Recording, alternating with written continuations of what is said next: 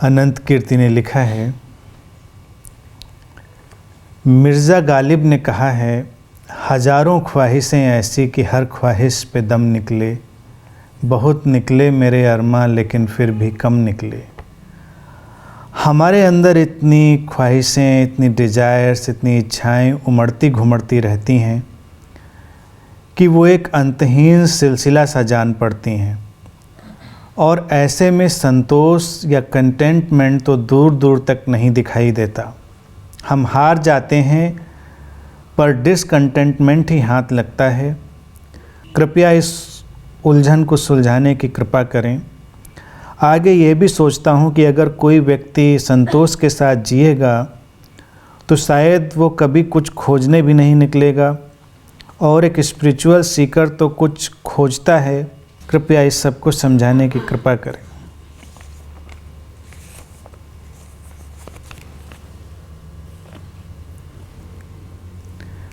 निश्चित है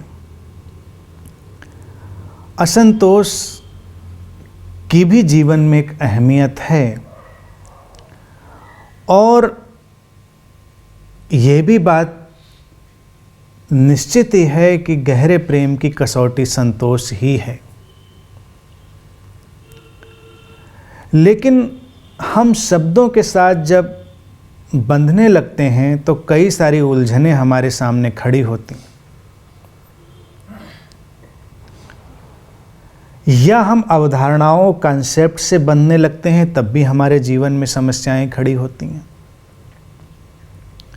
तुमने ठीक ही लिखा है कि जीवन असंतोष से संतोष तक की यात्रा है, डिसकंटेंटमेंट से कंटेंटमेंट की ओर जाती हुई एक यात्रा है।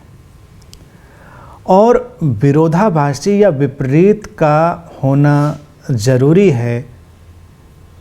अगर असंतोष ना हो तो तुम कैसे जान पाओगे संतोष को?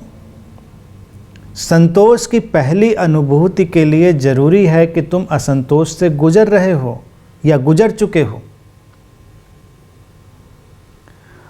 अध्यात्म की अंतिम अवस्थाओं में, अंतिम उपलब्धियों में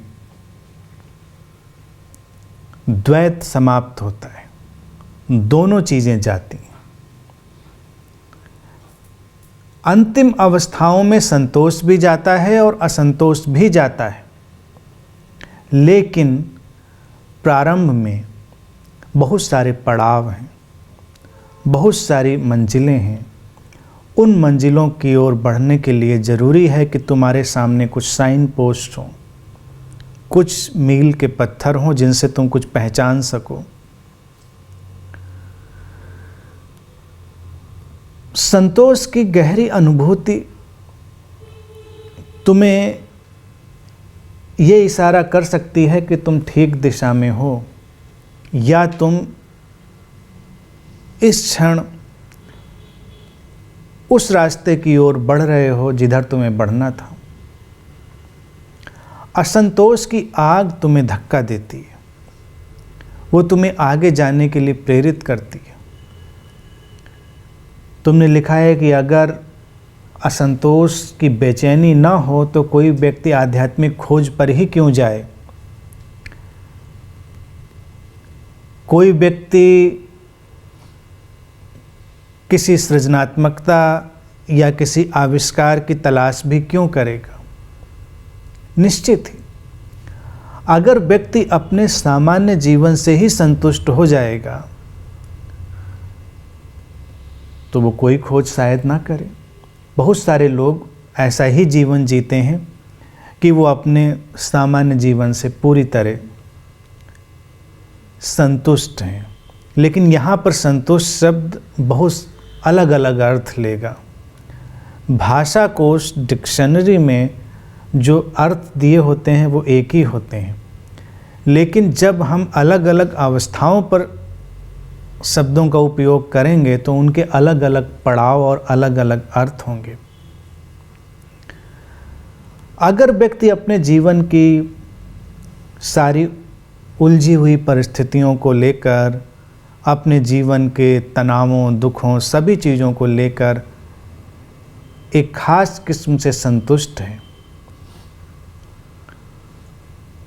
तो यहाँ पर संतुष्ट शब्द वास्तविक संतोष को तो नहीं बता रहा होगा, निश्चित ही ये संतोष एक किस्म का बचाव होगा, ये एक किस्म का पर्दा होगा जिसके पीछे बहुत कुछ बेचैनी भरा, असंतोष से भरा चल रहा हो सकता है। लेकिन एक व्यक्ति जब जीवन का ठीक ठीक सामना नहीं कर पाता, बहुत सारी परिस्थितियां सुलझाने में सक्षम नहीं पाता है, तो खास किस्म से अपने आप को संवेदनहीन बना लेता है। संवेदनहीन व्यक्ति भी संतुष्ट जैसा जान पड़ता है, क्योंकि तब उसे बहुत कुछ महसूस नहीं हो रहा है। ऐसा व्यक्ति शायद न तो किसी क्रांति में जाएगा, न किसी रूपांतरण की तलाश करेगा। मैं इस संतोष की बात नहीं कर रहा हूं, क्योंकि इस संतोष में तुम देखोगे व्यक्ति के अंदर कोई चमक, कोई रूपांतरण भी नहीं है। संतोष जब तुम्हारे अंदर उतरता है तो एक क्रांति लाता है, एक रूपांतरण लाता है। तुम्हारे अंदर एक रोशनी सी कौंती है, तुम्हारे अंदर एक गहरी पुलक भरती है।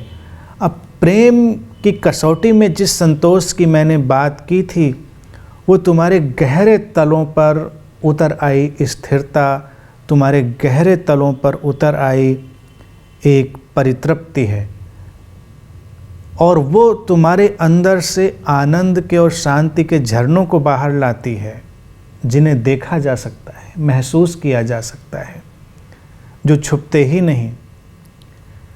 लेकिन तुम्हारा संतोष अगर धुंधला सा है, उसमें कोई चमक नहीं है, उसमें कोई क्रांति नहीं है, तो ये संवेदनहीनता का एक ढंग होगा जिसने संतोष शब्द को स्वीकार कर लिया है।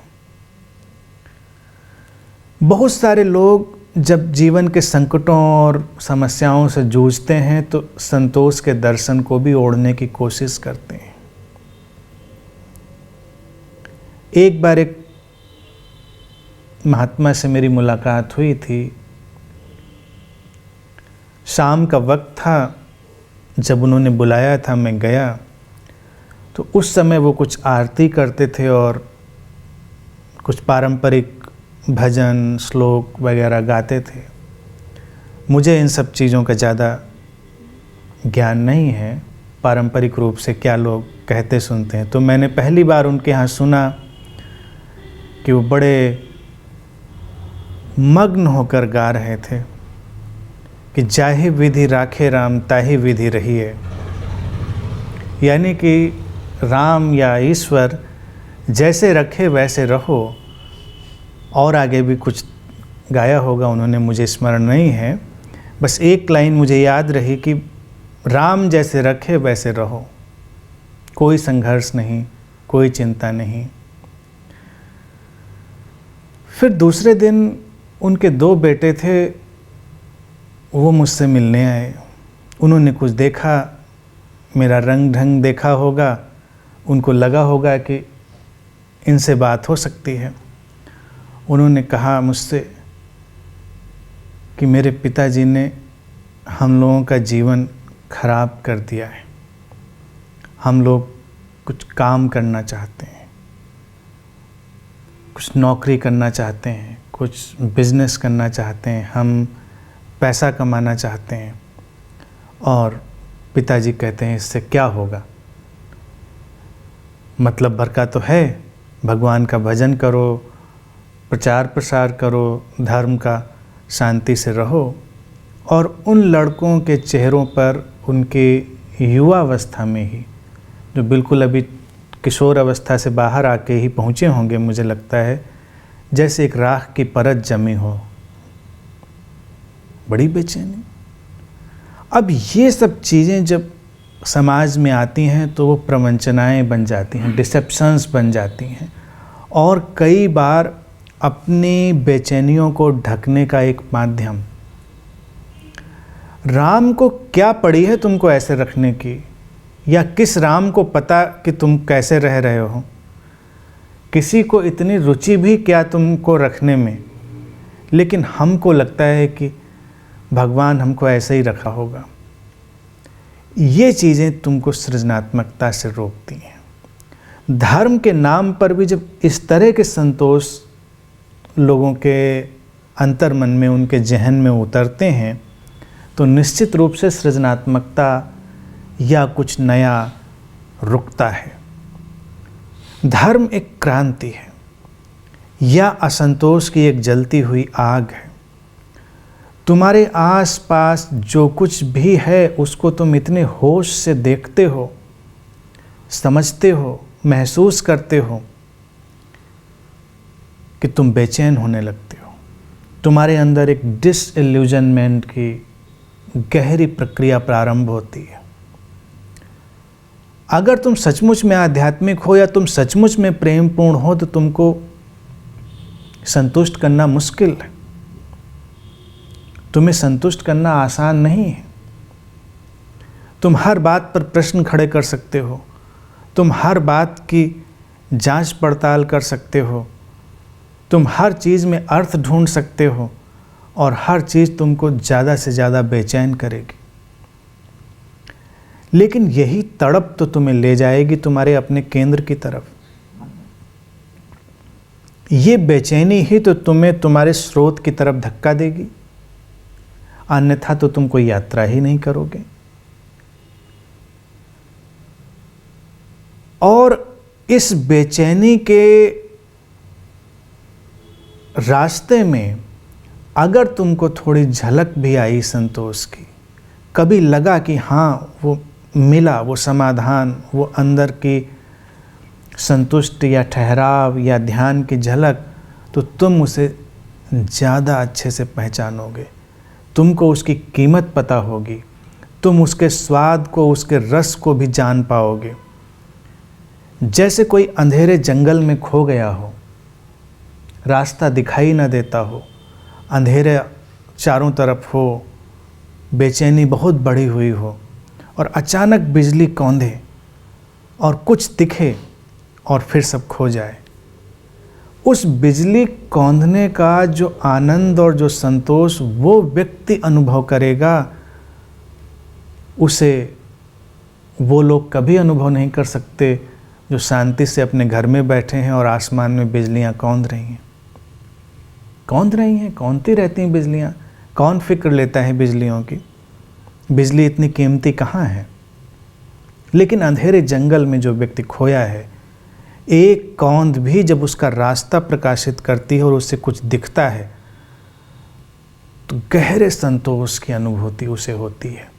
और वही संतोष की झलक फिर उसके लिए कसौटी बन जाती है, वही उसको आगे बढ़ाती है, वही उसको कदम दर कदम आगे खींचती है। ऐसी झलकों को ही जैन सतोरी कहते हैं। सतोरी को मैं बहुत मिस्टिफाई करना नहीं चाहता। गहरे संतोष की या गहरे समाधान की झलकें भी सतोरी ही हैं। सतोरी का ऐसा अनुभव मत समझें कि वो किसी ध्यान या समाधि की गहरी घटनाओं में घटती हैं, गहरे प्रेम में भी घटती हैं। किसी व्यक्ति का जीवन अप्रेम में बीता हो, कटुता, घृणा, इस सब में बीता हो और अचानक वो किसी ऐसे व्यक्ति से मिले जो उसके जीवन में गहरे अर्थ को पैदा करे, जो उसके अंदर के बिखराव को समाप्त करे, तो अचानक उसके अंदर एक गहरे संतोष की झलक उभरती है। वो भी सतोरी है। सतोरी अर्थात झलकें।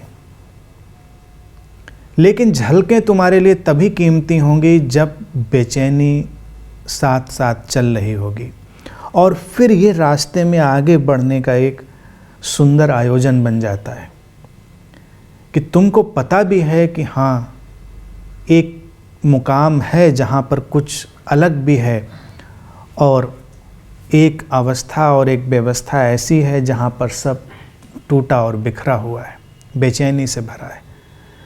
ये जो संघर्ष है या ये पुल है, ये तुमको अब ज़्यादा से ज़्यादा खींचता है। आम व्यक्ति जो तथाकथित संतोष में रहता है, उसके पास दूसरा बिंदु कभी पैदा नहीं होता।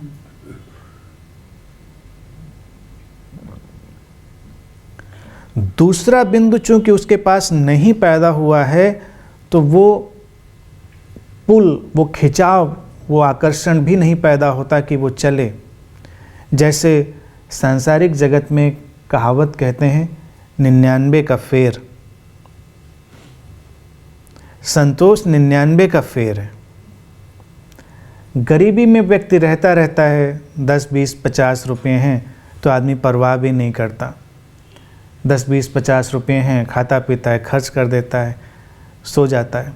तो तुमको लगता है कि बड़ा संतोषी व्यक्ति है, बड़ा महात्मा है। महात्मा नहीं है। ऐसा होता तो तुम्हारे बहुत सारे लोग महात्मा हो गए होते, गरीब लोग नहीं हो पाते। 99 का फेर उस घटना को कहते हैं जब उतना धन, 99 तो एक सांकेतिक भाषा है कि उतना धन आ जाए किसी को, जब उसको लगे कि अगर थोड़ा सा और कर लेंगे तो 100 हो जाएगा, यानी कि फिर ज़्यादा हो जाएगा, फिर मतलब भर का हो जाएगा। और तब बेचैनी शुरू होती है। 99 को 100 करने की बेचैनी फिर शुरू होती है। तब वो जुगाड़ बिठालता है, कैसे बचाएं, क्या करें। उसके पहले कोई फिक्र नहीं है, बिंदास वो सब जीवन जीता है, लेकिन संतुष्ट नहीं है। उसने अपने को कहीं न कहीं से संवेदनहीन बना लिया है, एक परत अपने ऊपर चढ़ा ली है। तो एक निश्चित अवस्था जब जीवन में आती है किसी भी घटना की, तो तुम्हारे अंदर बेचैनी प्रारंभ होती है। बेचैनी का आना, असंतोष का आना भी शुभ है। हर व्यक्ति बेचैन नहीं होता, क्योंकि अभी उसने उतना सुंदर कुछ देखा ही नहीं। अगर तुमने कुछ उतना सुंदर, उतना शांतिपूर्ण अनुभव ही नहीं किया है, तो तुम कभी बेचैन भी नहीं होगे। जो व्यक्ति जितना ज़्यादा बेचैन दिखाई देगा, इसका अर्थ इतना ही होगा कि इसके अंदर कहीं ना कहीं से, जाने या अनजाने, वो झलक आ गई है जो इसको चैन से नहीं बैठने देती। कई बार जानकर वो आई होती है, और कई बार तुम्हारे अनेक अनेक जन्मों की यात्राओं में भी तुम्हारे स्मरण में वो चीज़ पड़ी होती है, तुम्हें खींचती रहती है। अब जैसे सद्गुरुओं की खोज की तुमने बात की है, तो ये भी सुंदर है। कुछ लोग होते हैं, किसी एक व्यक्ति के पास गए और वहीं बैठ गए। तुम उनको संतोषी कह सकते हो, और ये भी कह सकते हो कि इनके अंदर भटकने की कोई व्यवस्था ही नहीं है, क्योंकि जहाँ गए बस वहीं बैठ गए। ये भी हो सकता है कि उनकी कोई खोज ही नहीं थी, उनको बस इतना ही मतलब था कि थोड़ा बहुत अच्छी बातें हो जाएं, थोड़ा बहुत ध्यान हो जाए, सत्संग हो जाए, थोड़ा बहुत काफ़ी है, और ज़्यादा क्या चाहिए। कई लोग कहते हैं कि बस इतना काफ़ी मेरे लिए, और ज़्यादा कहाँ चाहिए। तो वो व्यक्ति क्यों कर खोजेगा। लेकिन किसी सद्गुरु को पा लेना चमत्कारिक है, क्योंकि सद्गुरु अगर तुम्हारे जीवन में आ गया है और तुम रूपांतरित नहीं हो रहे हो, तो इसका अर्थ इतना ही है कि वो नहीं आया है। और कुछ लोग ऐसे हैं जो एक गुरु, दूसरा गुरु, एक आध्यात्मिक व्यक्ति, दूसरा आध्यात्मिक व्यक्ति ढूंढते ही चले जाते हैं, ढूंढते ही चले जाते हैं। तो इस बात में बड़ा भ्रम और कन्फ्यूजन और संघर्ष भी होता है। कई बार जो लोग कहीं नहीं भटके, वो भटकने वालों को देखकर थोड़ा सा नकारात्मक ढंग से भी सोचते हैं कि बताइए, भटक रहा है व्यक्ति। लेकिन जो भटक रहा है वो बेचैन है, खोज रहा है कुछ।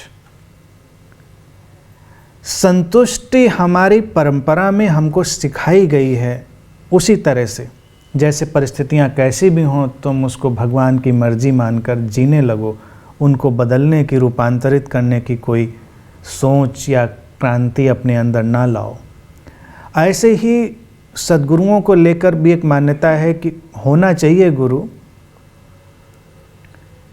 लेकिन गुरु का क्या काम है। वो तो रूपांतरण का एक आयोजन है। वो एक आग है, उसके संपर्क में अगर तुम आए, तुम्हारे तार जुड़े, तो कुछ संगीत उतरेगा ऐसा जिसे तुमने कभी जाना नहीं। यही प्रेम है। दुनिया में हजारों लोग तुम्हें अच्छे लग सकते हैं, तुम उनसे मिल सकते हो, कभी कोई एक व्यक्ति तुम्हारे प्राणों में अटक जाता है जिससे तुम्हें प्रेम हो जाता है।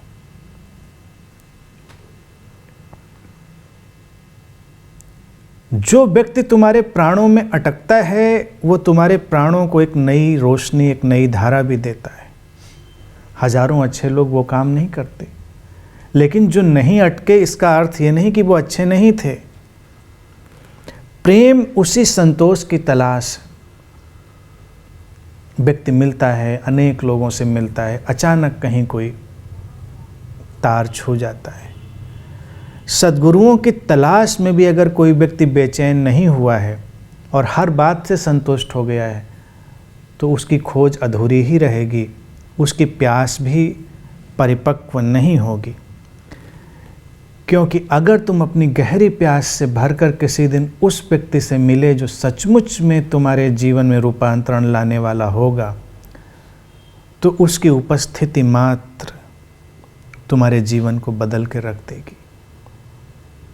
ऐसा नहीं कि उसके साथ होकर फिर तुम्हें साधना में जाना पड़ेगा, ऐसा नहीं होगा कि उसके साथ होकर फिर तुम्हें कुछ ज्ञान सीखना पड़ेगा, कुछ करना पड़ेगा। जैसे तुम किसी अपने प्रेमी या प्रेयसी से मिलते हो तो बात खत्म, अब कुछ और करना कराना नहीं है। बाकी जो करना कराना है वो तो बस केवल साथ बने रहने का एक ढंग है। अगर सद्गुरु के पास भी बैठकर तुम सुनते हो, ध्यान करते हो, तो बस उस प्रेम को चलाए रखने का एक ढंग है, क्योंकि उससे कुछ पैदा होने वाला अब नहीं है। जो पैदा होना था वो हो चुका। लेकिन ये सब चीज़ें तुमको असंतोष से लेकर ही आती हैं, बेचैनियों से लेकर ही आती हैं, उसके पहले नहीं। तो अपनी बेचैनियों का स्वागत करो, उनके प्रति ईमानदार रहो। व्यक्ति अक्सर अपने असंतोष को लेकर ईमानदार नहीं होता और असंतोष को ढकने की कोशिश करता है। ढककर संतोष जब लाया जाता है तो फोर्स्ड कंटेंटमेंट होता है।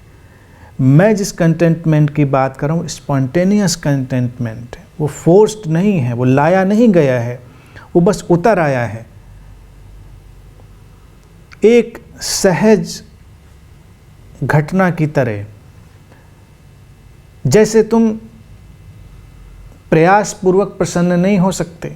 हाँ, थोड़ी कोशिश करो तो तुमको अच्छा लग सकता है, फील गुड आ सकता है। इसीलिए feel good is very bad. वो डीप नहीं जाता, गहरा नहीं जाता। अभी तुम थोड़ा संगीत लगाओ, थोड़ा नाचो, कूदो, उछलो, थोड़ा लाफ्टर योगा करो, हंसो, तरह तरह की जो एक्सरसाइज है, सर्कस है, तुम अभी करो तो थोड़ा अच्छा लगेगा, थोड़ी तुमको लगेगा कि खुशी लग रही है। लेकिन ये केवल एक सतही चीज़ है, बहुत गहरे में नहीं गई है, आयोजित है, क्रिएटेड है। जो प्रसन्नता बिना किसी आयोजन के आती है वो तुम्हारे प्राणों से निकलती है, गहरी पुलक की तरह। कोई कारण नहीं था, अकारण, बस अकारण ही उसने तुम्हें चारों तरफ से घेर लिया है। इसे तुमसे कोई छीन नहीं सकता। जो आयोजन से आती हैं चीज़ें वो आयोजन से विदा हो जाती हैं, और जो बिना किसी आयोजन के आ गई हैं वो बस आ गई हैं, वो गहरे तलों से आई हैं। प्रेम भी इसलिए बिना आयोजन के आता है, इसलिए ही प्रेम को लेकर हर कोई डरा हुआ, घबराया हुआ होता है। हर कोई प्रेम के विरुद्ध इतना क्यों जान पड़ता है, तुम कभी इस पर सोचो। माँ बाप विरुद्ध में, समाज विरोध में, राजनेता, धर्मगुरु सब विरोध में, कोई तो वजह होगी। नफरत के विरोध में कोई नहीं लगता। जैसे कहीं तुमको ऐसा कोई फैसला नहीं सुनाई देगा कि लोग घृणा के विरोध में बहुत थे, कि दो लोगों में घृणा ना हो, नफरत ना हो, तो लोगों ने बड़ा विरोध किया। प्रेम कैसा भी हो वो प्रेम है। प्रेम के विरोध में इसलिए है हर कोई क्योंकि प्रेम अकारण आता है, आयोजन को ध्वस्त करता है, और समाज और व्यवस्था और राजनीति और संगठन आयोजन से चलते हैं, उनके अपने ढंग हैं। तो सच्चे अर्थों में अगर किसी के अंदर प्रेम जागा तो व्यवस्थाएं ध्वस्त होंगी, आयोजन समाप्त होंगे। धर्मगुरु तब क्या करेंगे, राजनेता क्या करेंगे, संगठित जितनी व्यवस्थाएं हैं वो तब क्या करेंगी, वो कुछ नहीं कर सकती। संगठित व्यवस्थाएं हमेशा प्रेम से घबराएंगी और वो चाहेंगे कि वास्तविक प्रेम ना हो।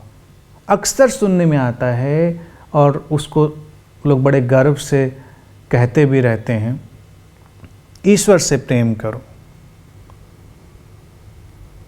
और कुछ लोग तो कहेंगे कि मैंने बस ईश्वर से ही प्रेम किया है, सांसारिक प्रेम में मैं नहीं उलझता। और पता नहीं ये मूर्खता कब आई कि सांसारिक और आध्यात्मिक प्रेम को विभाजित किया। प्रेम बस प्रेम है, न सांसारिक न आध्यात्मिक। महाराष्ट्र के एक बड़े संत हुए थे एकनाथ। तो मैंने सुना है कि एक बार एकनाथ के पास एक व्यक्ति गया और उनसे कहने लगा कि मैं परमात्मा के प्रेम में, उसकी भक्ति में जाना चाहता हूँ, कुछ रास्ता सुझाएं। तो एकनाथ ने उसको बहुत गौर से देखा और पूछा, तुमने किसी से प्रेम किया है? स्वभावतः उस व्यक्ति को लगा कि ये इंटरव्यू हो रहा है, पड़ताल की जा रही है कि मैं पात्र हूँ कि नहीं। उसने कहा नहीं, मैंने बिल्कुल नहीं, आँख उठाकर भी नहीं देखा किसी की तरफ मैंने। एकनाथ ने कहा फिर सोचो, ईमानदारी से उत्तर देना। उसने कहा नहीं, मैंने तो ईश्वर के अलावा किसी के बारे में सोचा ही नहीं, मैंने आँख उठा करके भी किसी को नहीं देखा। एकनाथ ने कहा कि तो मेरा प्रेम का ढंग तुम्हारी समझ में नहीं आएगा, मैं तुमको नहीं सिखा सकता, क्योंकि मेरा ईश्वर तो हर तरफ फैला हुआ है। अगर तुमने किसी को प्रेम किया ही नहीं तो तुम उस विराट को भी कैसे कर पाओगे।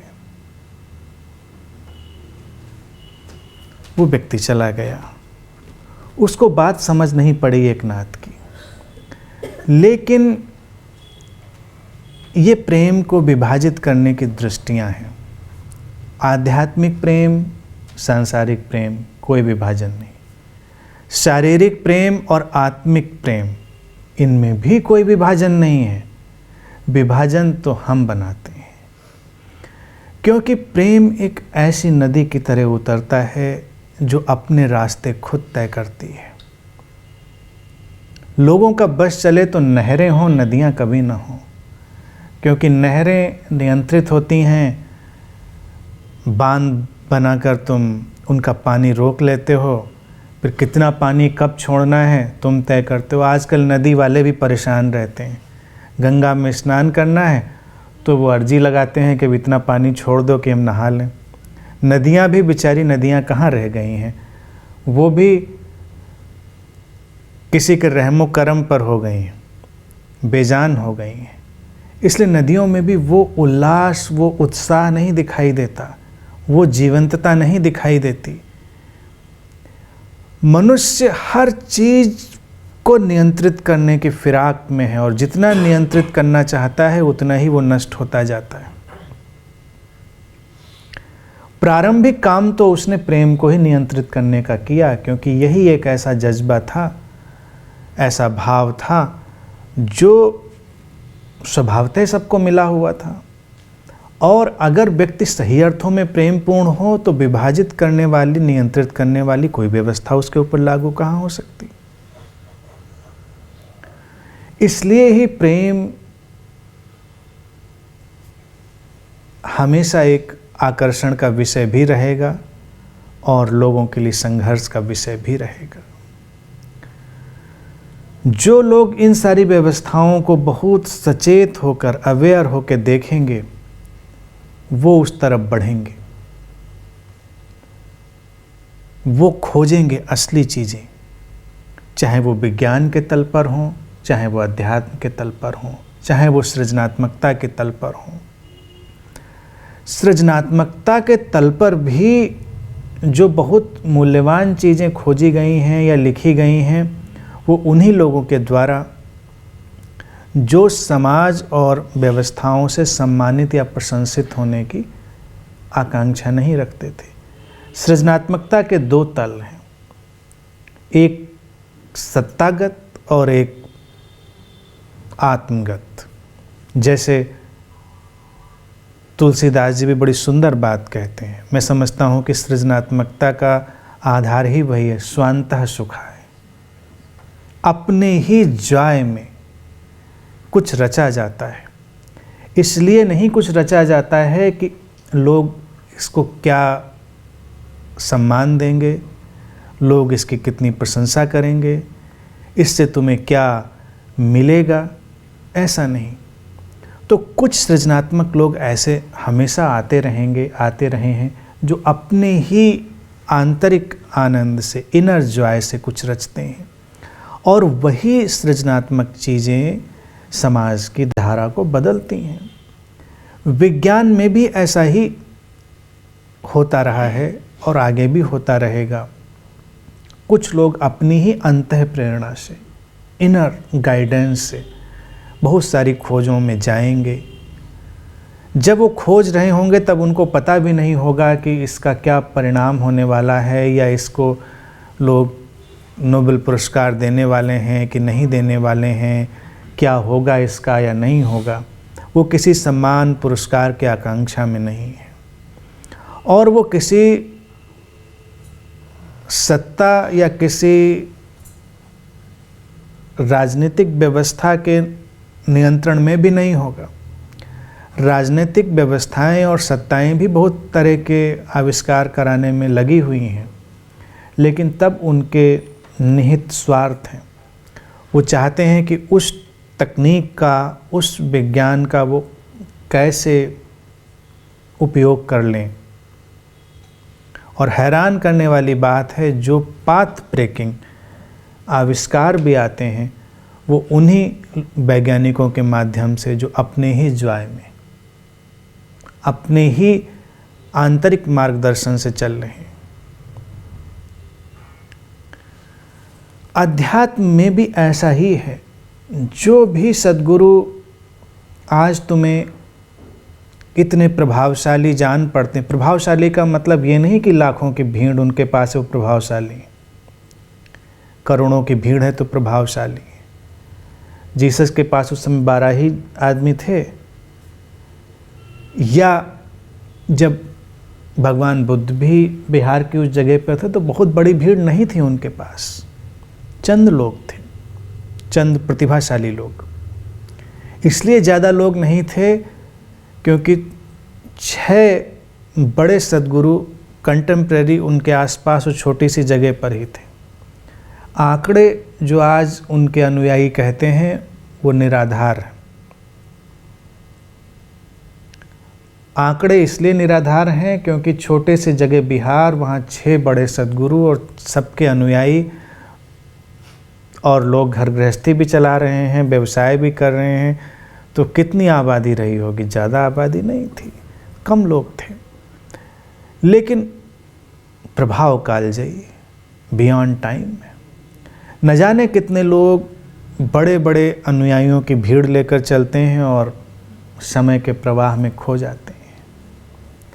क्योंकि जब भी कोई सद्गुरु भी अपना काम करता है तो वो इसलिए नहीं काम करता है कि तुम उससे कितना संतुष्ट होगे, तुमको अच्छा लगेगा कि नहीं लगेगा, तुम उसे सद्गुरु मानोगे या नहीं मानोगे, उसको इसकी फिक्र नहीं है।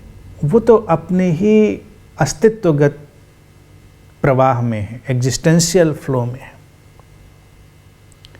वो एग्जिस्टेंशियल फ्लो, वो अस्तित्वगत प्रवाह ही कुछ नया रचता है, और वो आया ही तब होता है जब आसपास की जीवन की स्थितियों को बहुत ही सजगता से देख लिया गया होता है, और उनके प्रति एक गहरा असंतोष, पैदा हो गया होता है। एक सद्गुरु का जन्म भी ऐसे ही असंतोष के समुद्र मंथन से निकली घटना है। जो विचार, जो धाराएं, जो अवधारणाएं सब चल रही हैं, उनकी व्यर्थता को देखकर जब कोई व्यथित होता है तब फिर कुछ नया निकलता है। लेकिन अगर कोई उन्हीं अवधारणाओं को सिद्ध या असिद्ध करने में लगा है, उन्हीं प्रचलित मान्यताओं को बनाए रखने में, बचाए रखने में संघर्षरत है, तो वो कुछ नया नहीं ला रहा है, उसको असंतोष भी नहीं आया है। वो तो क्रिया प्रतिक्रिया के सिद्धांत पर चल रहा है। तुम सारे धर्मों को, धर्म गुरुओं को अगर देखो तो क्रिया प्रतिक्रिया के सिद्धांत चल रहे हैं। कभी बात ही नहीं चलती कि सही भी कुछ है या क्या सही है सचमुच में। तो असंतोष की तो लंबी यात्रा है, वो शुभ है, वो तुम्हारी जड़ता को, तुम्हारी इनर्शिया को तोड़ता है। तो मैं तो चाहता हूं कि लोग ज़्यादा से ज़्यादा असंतुष्ट हों, डिसकंटेंटमेंट में जाएं, और वो तब जाएंगे जब वो जीवन को ज़्यादा से ज़्यादा अनुभव करेंगे। क्योंकि प्रारंभिक रूप से तुम असंतोष में जाओगे तो तुम बहुत छोटी छोटी बातों को लेकर, कि तुम्हारे पास कुछ सामान नहीं है, कुछ कपड़ा नहीं है, कुछ पैसा कम है, फिर असंतोष की और चीज़ें,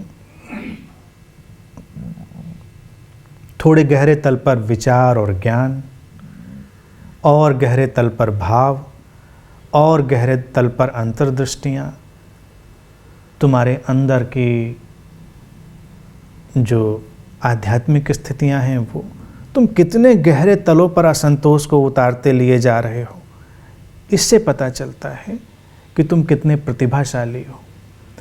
व्यक्ति किसी भी तल पर रुक सकता है, जिस तल पर रुक जाएगा उसका विकास उसी तल पर समाप्त हो जाएगा, वो उससे आगे नहीं जाएगा।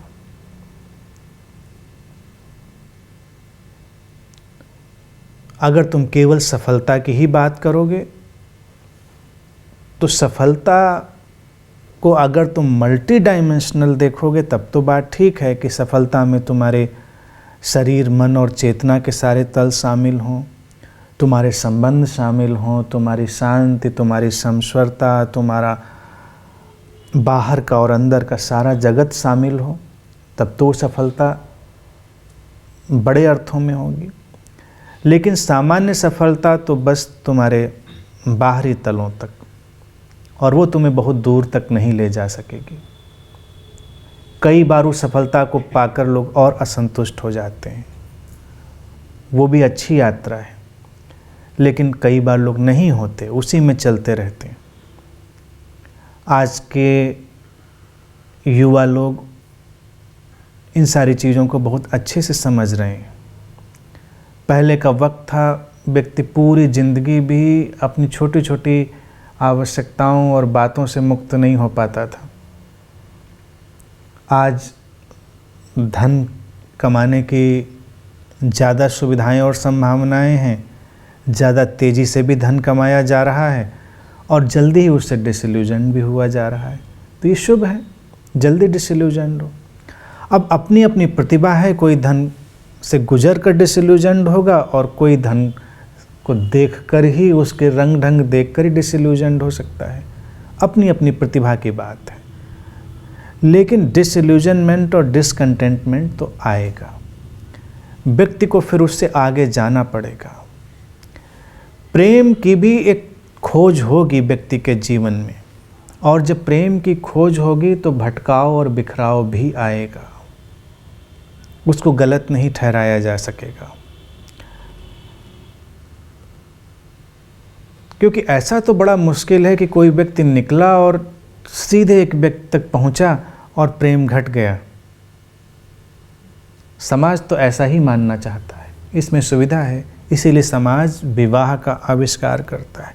विवाह को मैं बुरा नहीं कहता, बस काम चलाऊ है, उपयोगितावादी है। लेकिन जब प्रेम घटना प्रारंभ होगा तो विवाह भी संकट में पड़ेगा, उसमें कोई कुछ नहीं कर सकता, क्योंकि प्रेम तो अकल्पनीय है। सांसारिक तल के प्रेम की ही बात मैं करूं अगर, हालांकि कोई विभाजन मैं नहीं करता, तो कहाँ से कब कैसे घटेगा कोई नहीं जानता, क्योंकि वो भी तुम्हारे प्राणों की एक खोज है, एक प्यास है। संतुष्टि के अलग तलों की तलाश है, क्योंकि संतुष्टि के भी अनेक अनेक आयाम हैं। अब उस व्यक्ति को तो प्रतिभाशाली ही कहेंगे जो संतुष्टि के और सूक्ष्म तलों की तलाश कर रहा है। लेकिन क्या आम तौर से व्यवस्थाएं ऐसे प्रतिभाशाली लोगों को बर्दाश्त करती हैं? वो नहीं करती। वो करें या ना करें, लेकिन मनुष्य फिर भी खोज में जाएगा, निकलेगा खोज में। तो संबंधों में भी प्रयोग होंगे, आने वाले वक्त में और प्रयोग होंगे, नए नए ढंग निर्मित होंगे और बनी हुई व्यवस्थाएं चरमराएंगी। क्योंकि व्यक्ति जब बाहरी तल पर संतुष्टि को पाएगा और गहरे तल की तरफ बढ़ेगा तो फिर खोज पैदा होगी, फिर वही खोज उसको और आगे ले जाएगी। तब धर्म और अध्यात्म में भी प्रयोग होंगे। अभी तक धर्म में भी कोई प्रयोग नहीं करता। एक विश्वास है किसी के पास, एक अवधारणा है किसी के पास, उसको लेकर चल रहा है, वो सोचता है बस और क्या करना। लेकिन कभी कभी कोई व्यक्ति रुककर उसको झकझोर कर देखना चाहेगा कि क्या हुआ, इससे कुछ हुआ या नहीं हुआ। जो व्यक्ति प्रतिभाशाली होगा उसको अपने जीवन के छोटेपन की, जीवन के शॉर्ट टर्म की भी याद बनी रहेगी। कम प्रतिभाशाली व्यक्ति को नहीं बनती, उसको लगता है जिए चले जा रहे हैं, पता नहीं। जैसे तुमको एक एनिमल मेमोरी फॉलो करती है, फिर एक ह्यूमन मेमोरी फॉलो करती है और फिर एक डिवाइन मेमोरी फॉलो करती है। तुम मेमोरी के किस कैटेगरी में जाओगे ये तुम्हारे विकास क्रम पर निर्भर करता है। एनिमल मेमोरी या पशु स्मृति बड़ी अजीब है।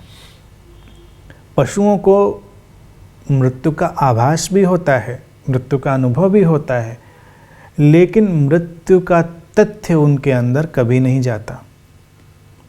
पशु एक दूसरे पशुओं को मरता हुआ देखते भी हैं, तब भी उनके अंदर कभी ये नहीं जाता कि वो भी मरेंगे। वो आइडेंटिफिकेशन उनके अंदर नहीं है, इसीलिए वो एक खास किस्म से संतोष दिखाई देते हैं। कोई बेचैनी नहीं है।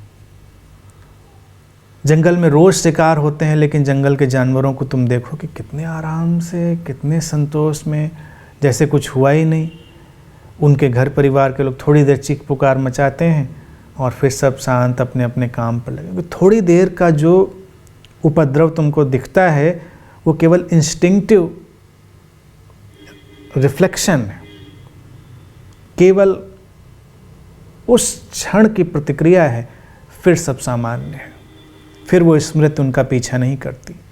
मनुष्य जब ह्यूमन मेमोरी में आता है तो माइंड का प्लेन, उसका जो एक और गहरा तल है, वो सक्रिय होता है। तब तुम्हारे सामने तुलना, स्मृतियाँ, एंटिसिपेशन, ये सब भी आते हैं।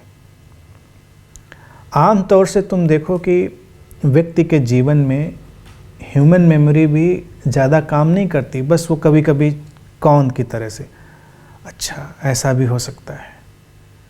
लेकिन फिर उसकी एनिमल मेमोरी जो लंबे वक्त में तैयार हुई थी वो उसके ऊपर हावी रहती है, उसको कोई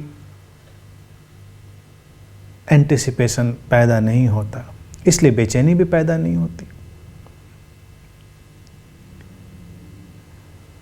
अगर उसको लग जाए कि अरे इतना ही जीवन है, जरा सा रत्ती भर ही है, 60, 70, 80, 90 भी सुन के तुम थोड़ा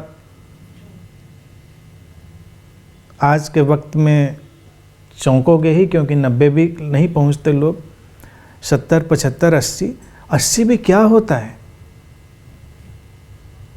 सरसराता हुआ 1 साल ऐसे गुजरता है कि पता नहीं चलता।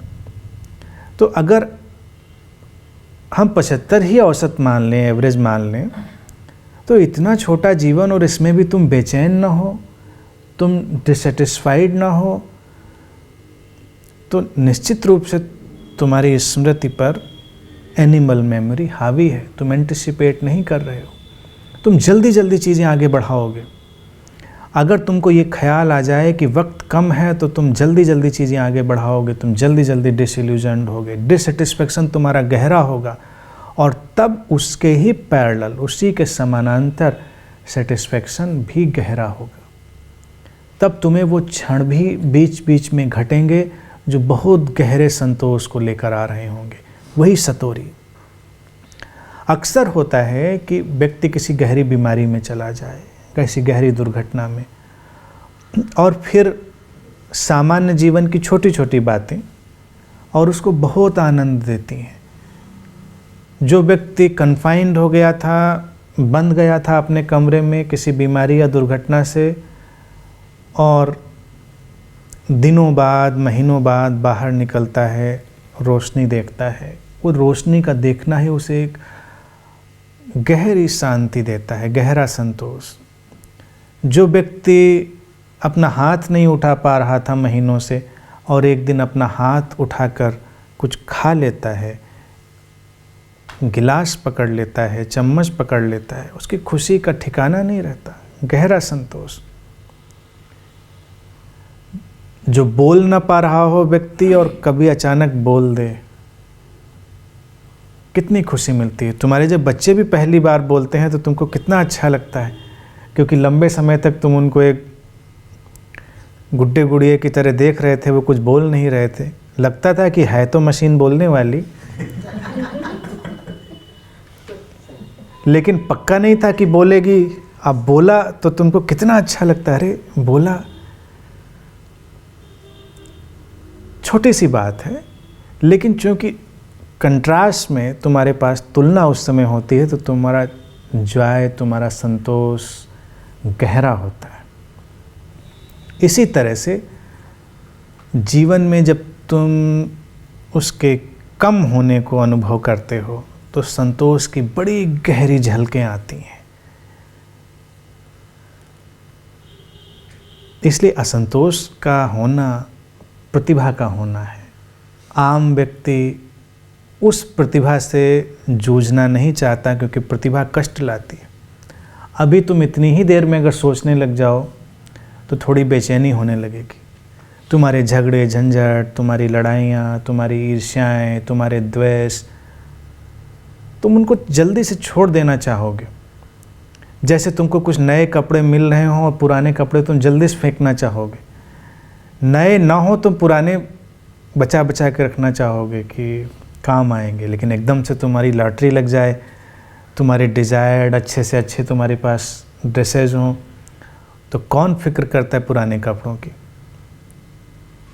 इसी तरह से जितने भी हमारे नेगेटिव पैटर्न हैं माइंड के और हमारे इनर वर्ल्ड के,